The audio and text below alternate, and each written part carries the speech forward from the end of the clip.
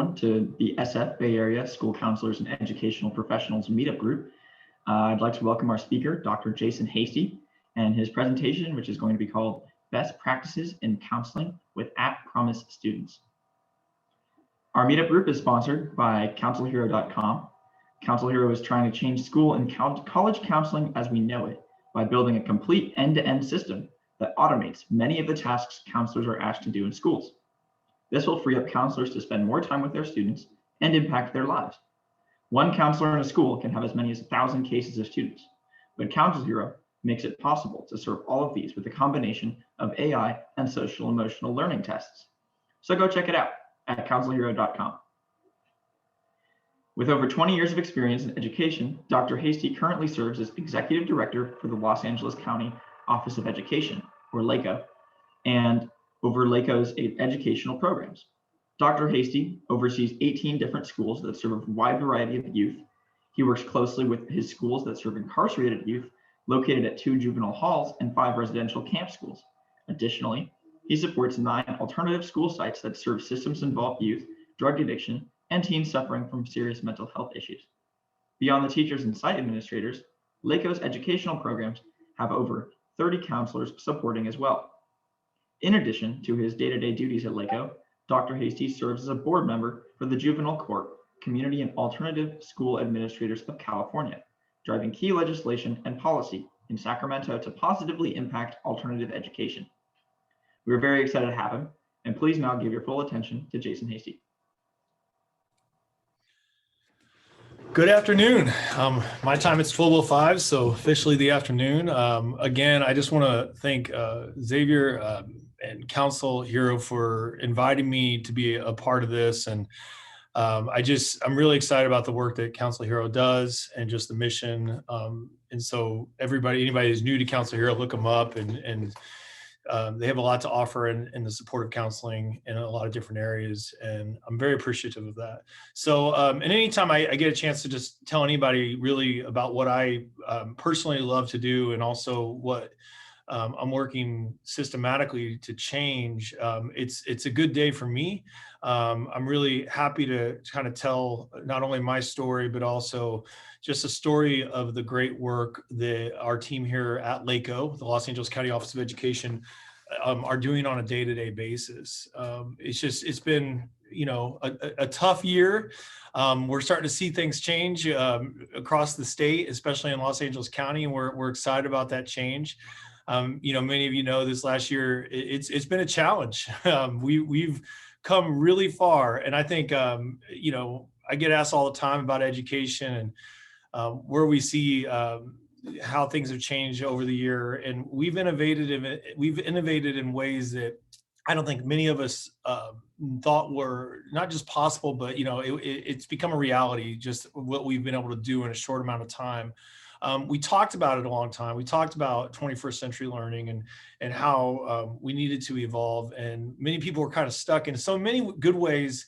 And we have made some major gains in what we're doing, but also we've learned and what we're doing, what the impact is on virtual learning, virtual counseling, virtual supports is on our students. We all know there's a lot of vision on what's working and what's not.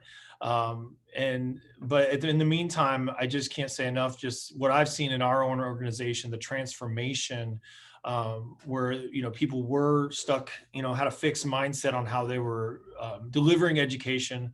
This process has, really changed us and and really pushed us to the limits to transform and innovate. And really what we found across the board of, we've seen the true passion that people have for kids and just what they want to do to make sure they're served and they get the access they need.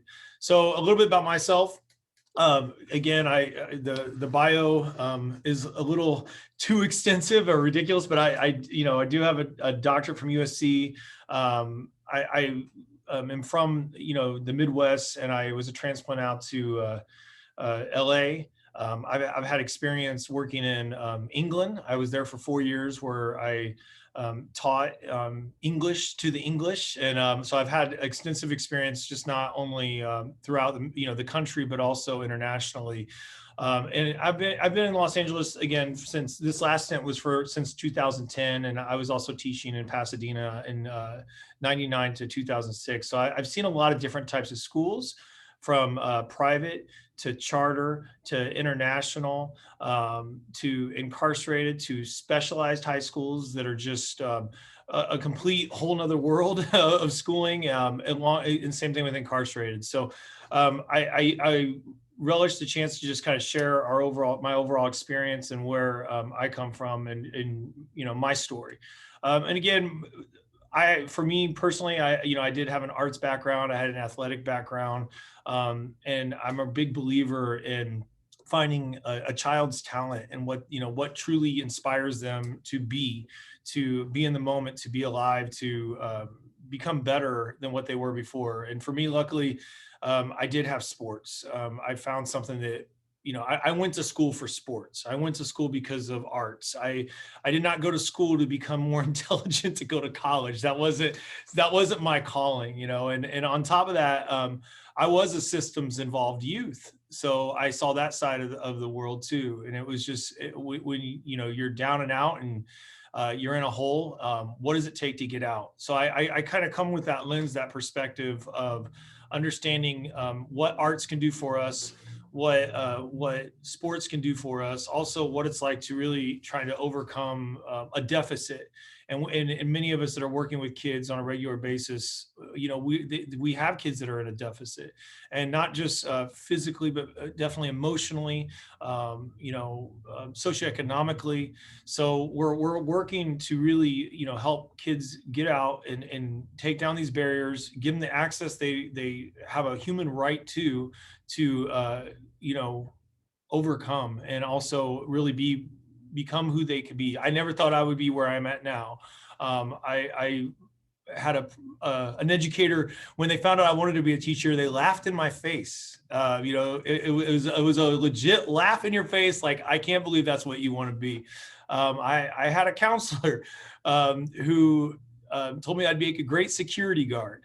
So these are the things that, you can't let every moment define you, but, these moments also did change me, and I never forget these moments.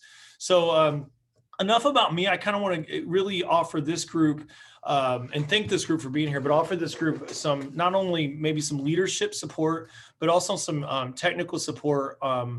And my view is going to be a bit at the district level, countywide level. I really look at systems and process. However, I don't want people to get too far away from what it's about. It's about that direct interaction with the student. Here you see Los Angeles County. Countywide, 1.4 million students. You see, we are large, as you can guess. You see that big number, 70% socioeconomically disadvantaged. It's incredible. Socioeconomically disadvantaged. Over 1 million of our youth are, socioeconomically disadvantaged. We have 258,000 English learners, students with disabilities that have IEPs, individual education plans, 169,000, 63,000 students experiencing homelessness, and 26,000 foster youth. Pretty incredible numbers. I know, for some of you that might be from smaller counties, I have a hard time grasping this myself, that there are this many people, and, youth, the kids that are in these situations or are experiencing this life right now. Moving on, I just want to kind of explain what the Los Angeles County Office of Educational the educational programs consist of. The two juvenile halls we have right here in Los Angeles. Right now, roughly, you'll see per day, we have around 806. That has declined due to COVID, and that is not a bad thing at all. We've actually released a lot of students. Just yesterday, just to let you know, in all our camps and halls, we had roughly 366 students that are in there on a daily basis. But you see that number, 3,987 right there. We have a revolving door. And again, every week, I've seen in our juvenile halls, sometimes up to 50% of our population will either enroll or exit within a week. So as you know, if you're a counselor out there and you're thinking about that, think about transcripts, think about trying to blend this, trying to figure out a child and how we're going to put them in the right courses. when, we're getting a new student. Every day is like the new day of school, so we're constantly having a turnover of students, continuous enrollment. We also have alternative education programs that offer independent study. Right now we're around 200 students a day. And again, more students come in and out of that. We'll have students that are come out of the halls and camps, or their probation referred, we'll call that, or they are referred to by a district. Maybe they're expelled, or they're truant, or they're credit deficient. So they'll come to us and we'll offer year-round schooling so they can catch up on those credits. Of that group, you'll see we do have a graduation. I mean, we make sure we're honoring our kids, and it's one of the best graduations you'll ever see. And we try to make it, as traditional as possible and memorable as possible. We also have these schools called specialized high schools. They have their own statute or law that governs them. Some that might not be from California. These are considerable, could be like magnet schools. They're not technically charter schools. International Polytechnic High School is a 21st century learning school that does project-based learning based on the Buck Institute. You'll see there we have about 451 students. That's increased in the last year. That is actually co-located on University of Cal Poly University's campus. So they're actually on the college campus. And what's amazing about that school, you'll have kids that are going to graduate that almost have their first year of college done. I mean, it's completed. So it's pretty amazing. We really push the dual or concurrent enrollment there. And we, again, have a 94% college going group there. And then, of course, we have Los Angeles County High School of the Arts. This school is the #1 art school. And according to niche.com, I'll just say it, and I think that was said in the bio, in the country. So we have the top artists throughout the country who come to this school, and roughly about 520 students.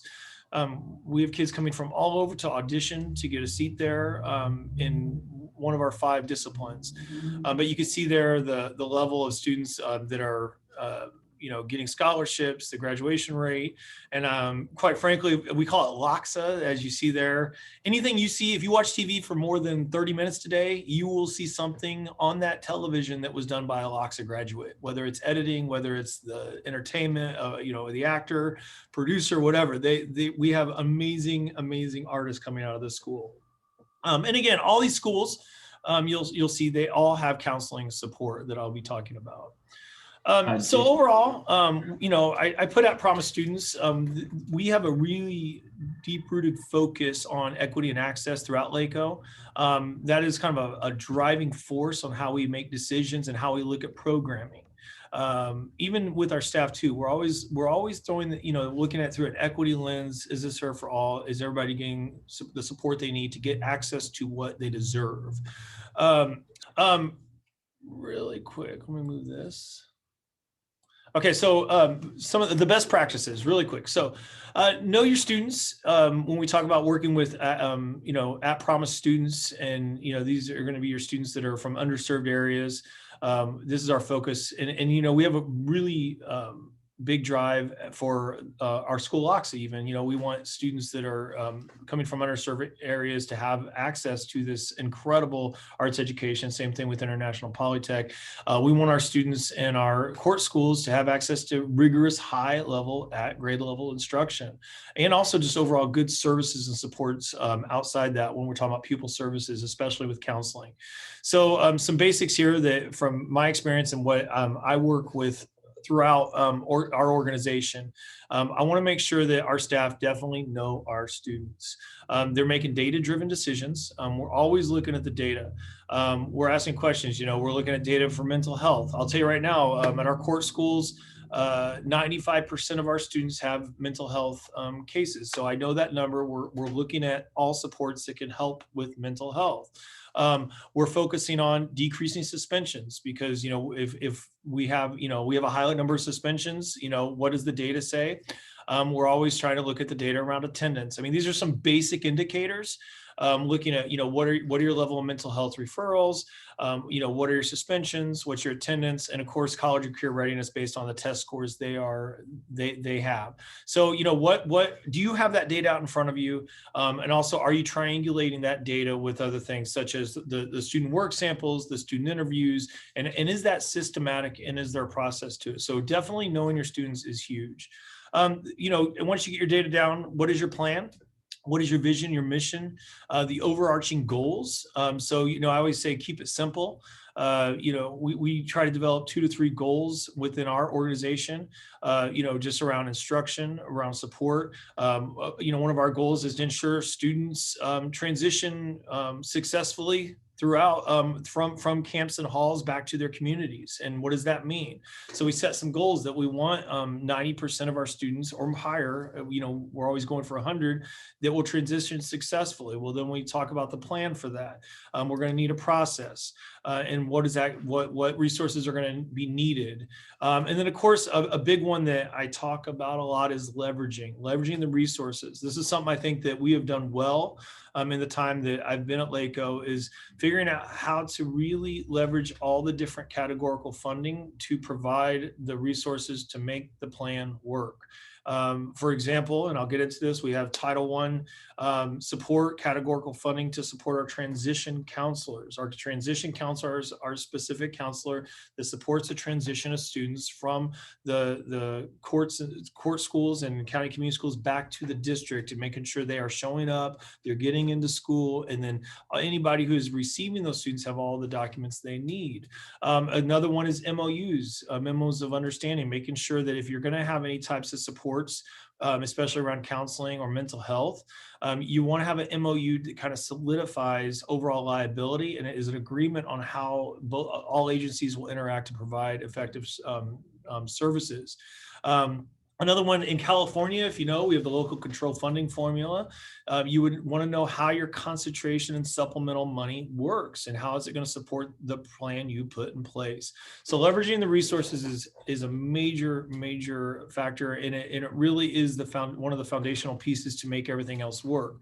And then, of course, once you have the money, you have the plan, we all know our students, you're going to you have to really decide on what type of tools am I going to use. These tools have to be the right tools.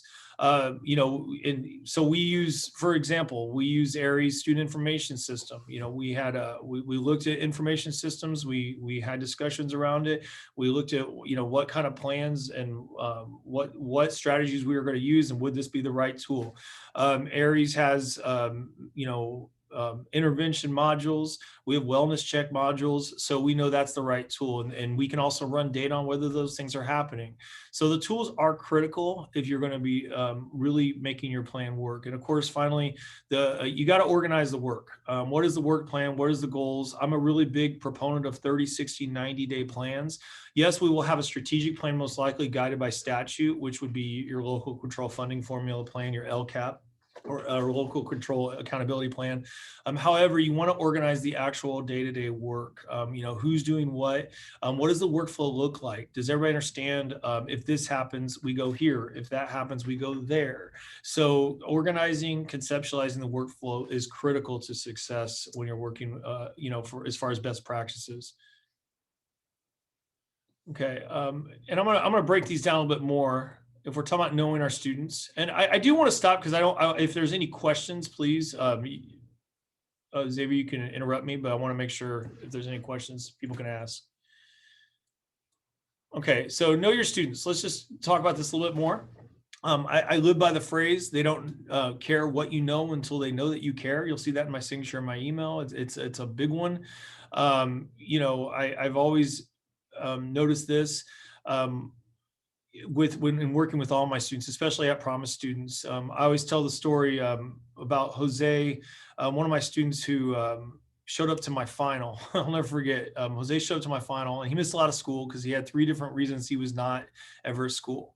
One was he told me, he was very clear on what the 3 issues were. He was either too hungover to come to school, and mind you, he was, I think, 15 at the time. He either had to drive his mother to prison, Yeah, he either had to drive his mother to prison, and the third one is he had to work. So he had some pretty, I appreciated his honesty. He showed up to one of my finals, and I remember he was failing the class, and I even asked him, like, Jose, why did you come to my class? He's like, and he just looked at me with this big smile. He's like, I don't go to any other class. And so it was one of those aha moments, Jose knew I really did care. I met with him regularly. We had conversations. I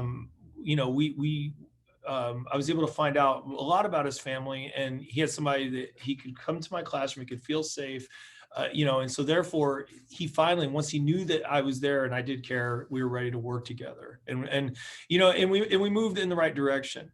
Second, you'll see here, your students, if they are low socioeconomic, if they're underserved, you really need to understand what are their resources, defining those resources they need.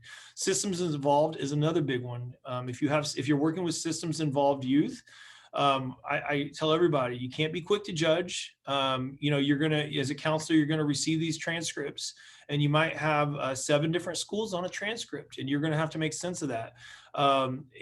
This is just the facts, and whether it's a foster systems involved, how are you going to approach that? Knowing your students is critical, and really being able to approach them without judgment and just work on the plan, get started. You're trying to help them get to the next step. I always say this: pay attention to the data. I know many of our schools, we do accreditation visits. We might have audits, but if you don't know your data, in California, we have the California dashboard. As you're looking at problems with individual students, is this related to the data? Is it holding true to the data?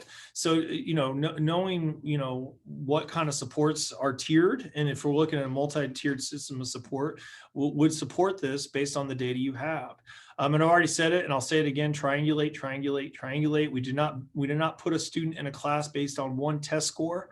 I was one of those kids. I got put in a class because of a test score. Nobody really had a conversation with me and talked to me about my goals. I mean, that's a huge piece. That's, we talk about the focus group. You should be having those conversations with students. Yes, you should be looking at the data, but you need at least 3, I say, if not 4 pieces of data, whether it be quantitative or qualitative, where you're making a decision on what to do with a student. And of course, I will tell everybody this, no matter what, this is just in work in general. We do not judge. We do not judge. We do not judge. We let data judge.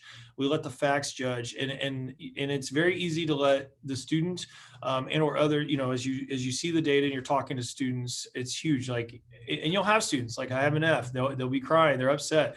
We don't talk about whether they're bad for having the F. It's what are we going to do to move this F, so let the data do the judging, not you.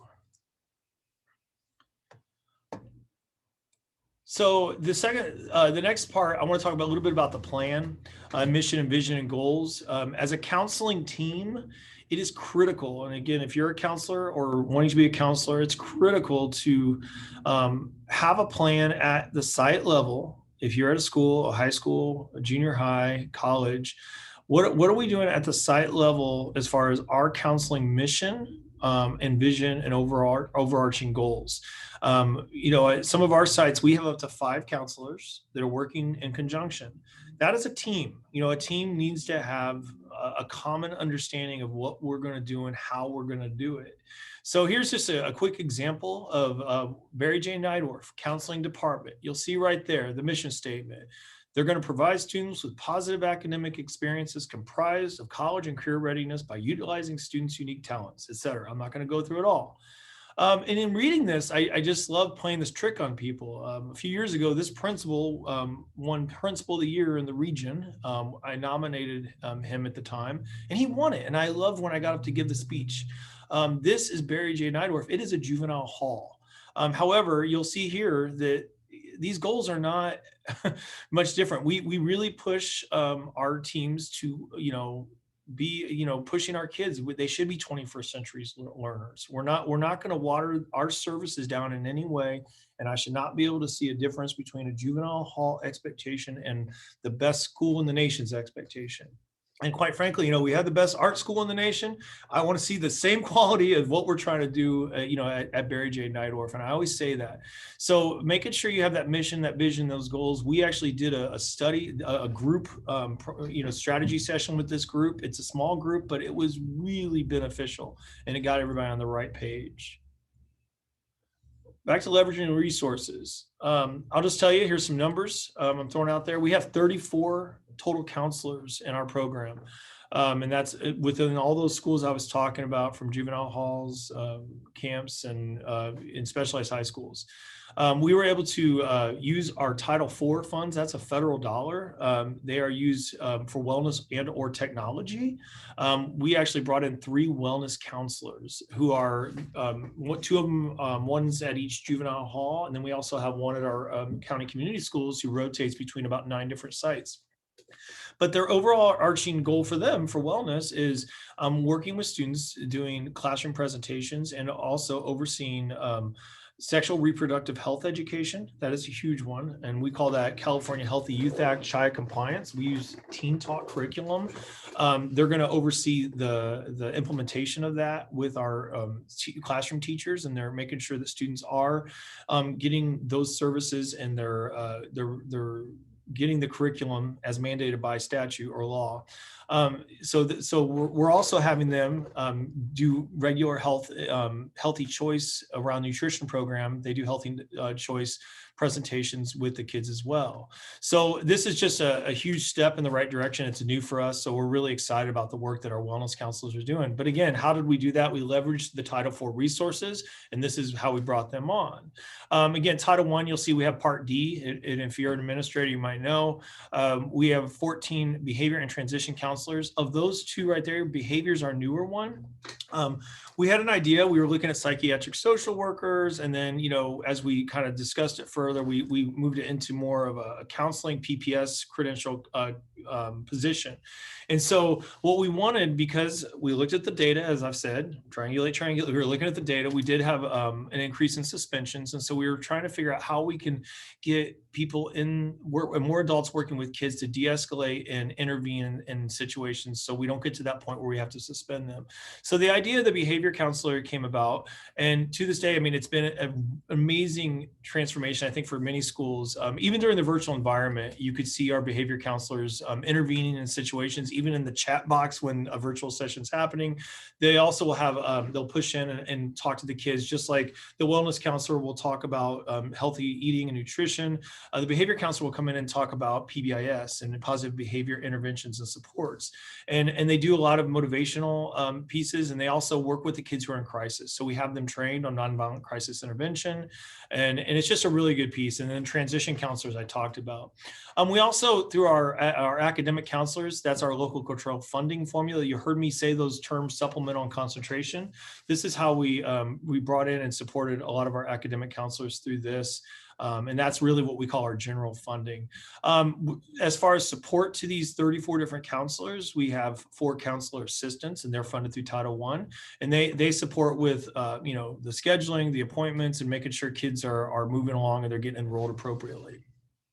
And I want to stop, just make sure if there's any questions, feel free to put something in the chat and let Javier know. Okay. So again, I talk about the tools. We have Aries, but I talked about that already.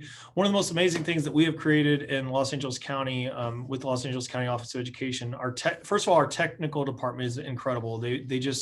They build amazing tools that just really make a difference for our students throughout the county. We created this thing called Educational Passport System, and that you're going to see that where it says the document library.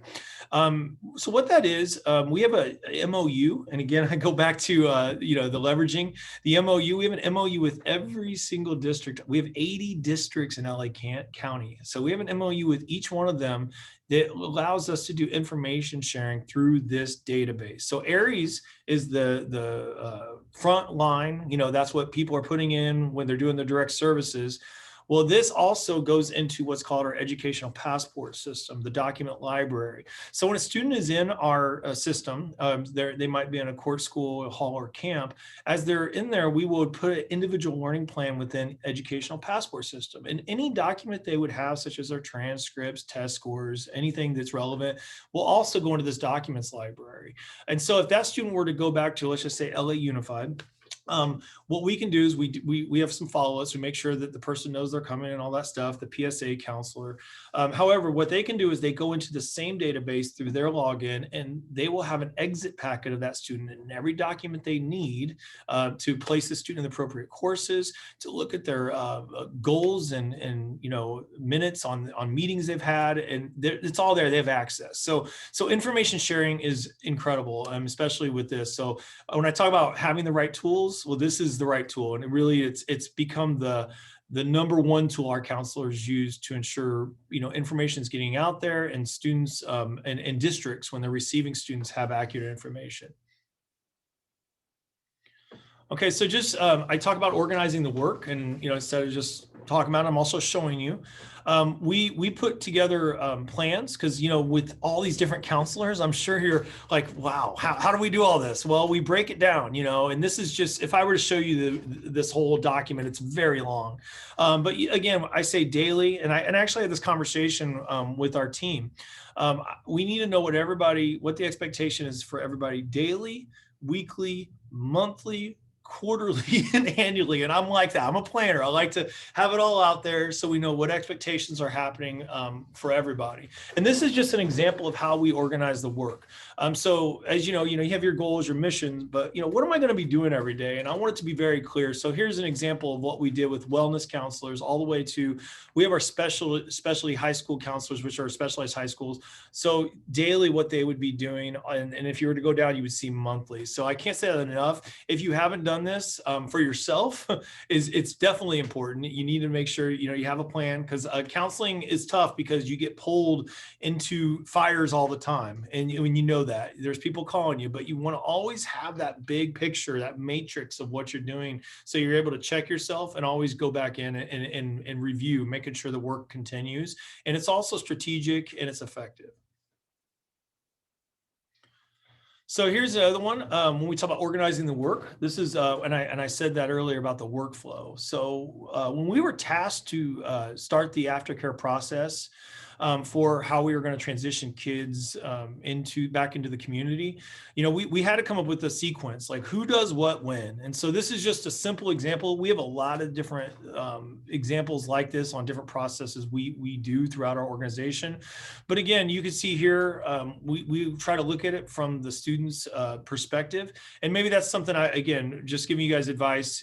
What do the students see? What is their experience when they walk in the door, or when they're with their parent? When are they going to meet their counselor for the first time? And what are the tasks that are going to be done?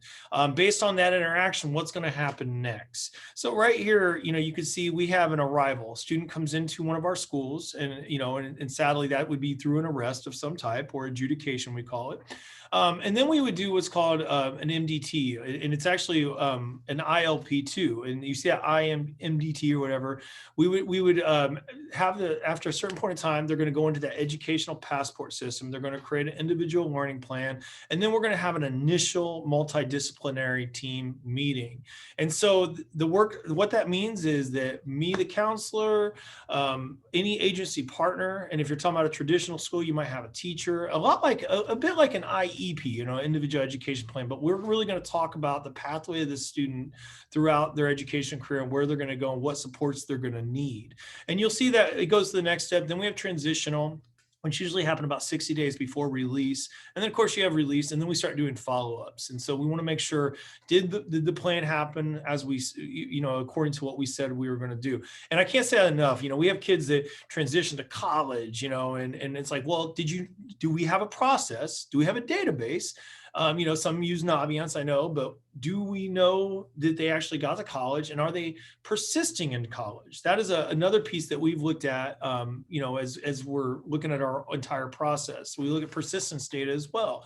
So anyway, just organizing work is critical, having definitions, because, one thing I really push, If we aren't here one day, can somebody just pick this up and say, oh, here's how you do this? And you got to really be clear and specific on that, so anybody can understand it. And I always say, if the students can't understand the process, then you need to redefine the process or make it more, just articulate a little bit better. Okay, so I just want to kind of go over this a few more, back to really simple: know, plan, leverage, and make sure you have the right tools, and make sure you organize the work. I can't say enough that I think these are the basic principles that that have worked for me, that have worked for our organization. I think we have a really clear process for everyone, and we have to collaborate. We have to make sure we're monitoring this constantly. We conduct audits. We pull the data every now and then, and we meet with principals. We meet with counselors, and we're making sure that this is happening consistently. And so that that's probably one thing I would add to this, is that accountability piece. And so I want to say, let me see here. Yes, I want to say thank you for the time. I think I got a few minutes for questions, and I'd love to answer any questions if anybody has anything to ask. Great. There's one question right now from Scott. Make sure everyone could please drop your questions in the chat. There's one from Scott saying, are you saying that the wellness counselors are Title IV funded? Yes. Yes, we funded our wellness counselors through Title IV. You got two choices on Title IV, and you can do both. It can be technology or wellness. So yes. And it's not either or, you can do both. And while people are typing, I actually had a question myself. So where's Jose now? The student you mentioned earlier. I had him as a ninth grader. I hate, I have a few students though, and I'll never forget. I always talk about one of my others is Valton. I always talk about Valton. He wasn't allowed to wear blue in his house he wasn't allowed to wear red in his house because of the gang affiliation of the family in the house. And this is like when you're talking about knowing your students, and so this was hard for him because the school he went to was all red as far as the school colors. So he'd have to wear it, and he did track. So he'd always have to change into his blue to go to his house, or he wasn't allowed in the house. And I'll never forget because he told me he wanted to get it, do his SAT. And so he didn't have the money yet. And I signed him up for the SAT, got him going. And I'll never forget, I was in England, and he got on a study abroad program, and he is an engineer now. He has his master's. So I have a few of these kids that I'm just like, I stay in touch to this day. Valton's one of them. I can list a few. Unfortunately, Jose, and that is a tough thing. Many do drop, I think Jose was the first time it really hit me of the impact that me at the time in my 20s, that you're like, oh, like this is, it really hit me hard. And I'll never forget that moment when I didn't realize he was only going to one class. So I always bring that up because I think a lot of times we get into the day-to-day and we forget the impact we're having on kids in the moment and how those moments can last forever. I see, can you share the presentation with us? Absolutely. I think, Xavier, you have the presentation, correct? Yeah, we can. I can drop the Google Drive link right now. And then I see any recommendations on how to motivate a student that doesn't want to do their work, but is capable. I was that kid. I just laugh because I was definitely, I'm the like, what do I have to do to pass? What do I have to do to play football? And I was probably the most frustrating kid you would have had. I say this a lot, and I started off with it about talent. And you really, I can't say it enough, that knowing your students, what are they really wanting? And once in a while, you have a lot of kids, they don't know, but it's like, really, we got to get them to grab onto something. And if you can, whether it's art, I've always found something where I can just get them into an activity, especially when you're working with incarcerated kids. I'm just going to let you know, you have kids that are in crisis. True emotional turmoil and crisis. I've had kids, they're shaking. I've seen them, I've been in the classroom, they're shaking because their court date's coming up, and you're trying to get a kid to learn who might have their entire next 10 years, decided in the next, few days. So, how do you motivate that student? I've always been one just to try to do auxiliary activities to get them into other activities and then slowly bring them back.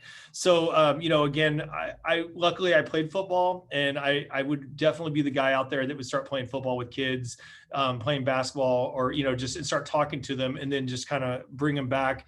And again, once they started enjoying, I could get them to enjoy that interaction, the activity with me, and then I could start layering it slowly with them, as far as grammar. I mean, because I had to teach grammar. I had to teach reading, literary devices. It's really hard to teach to a kid who is having those issues we talked about with Jose. So if we can get those conversations and other auxiliary activities that are healthy and productive and positive in their positive engagements, then we start bringing it in slowly. It's not an easy process, but that's what I would say. If you're going in there to get a kid just to do his work, that's not going to work with that kid. You got to go in there working with something they want to do first, and then bring that in as you move forward. I see. Do you? Hold on, the questions are coming in. 1 second. I see. Do you know any good methods for students, just like a planner, to track their work assignments to be completed on time? For me, again, I would only show a kid what I do for myself. And I do that with even the people I work with now. You have to start with those discussions on what's happening this week, what's happening a month from now. I think kids, for the most part, because I'm not saying I'm a kid, but I love technology, and we have a lot of kids that are incredible at technology. What I'm realizing is they're incredible at technology for what they want to do it with. So it's like getting them to use an Excel doc, but you got to find ways to engage them with that. But I would definitely go the route of 30, 60, 90, trying to get kids to really think out in advance. And if they can use the technology to plan, that is key. That would be where I would work with kids. Some of our kids that are definitely more into the arts, one of the great things, you've seen these decorative planners.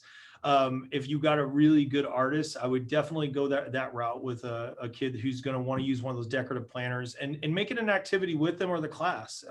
Make it part of, if you're doing push-in counseling sessions, maybe you have that part of your session. The kids will do some planning and really think about it, and maybe you give them something such as a planner or something that they can do that with. Let me see here. I see trainee counselor from UK. Oh, we got a trainee counselor. That's great. If you could share a piece of advice for us if we were to work in schools with children. I'm gonna. Okay, is that? I see that from Xavier. So trainee counselor from UK. Okay, so again, I'm gonna say I hope it may have changed a little bit. My biggest challenge with the UK, and I'll always say this, and if anybody's from the UK right now that grew up in the educational system, you would be shaking your head in agreement, I think. But I was there, and I taught in a lot of different British schools, North Allerton to be exact, around the Leeds and Harrogate and York area. And one of the most interesting things is definitely I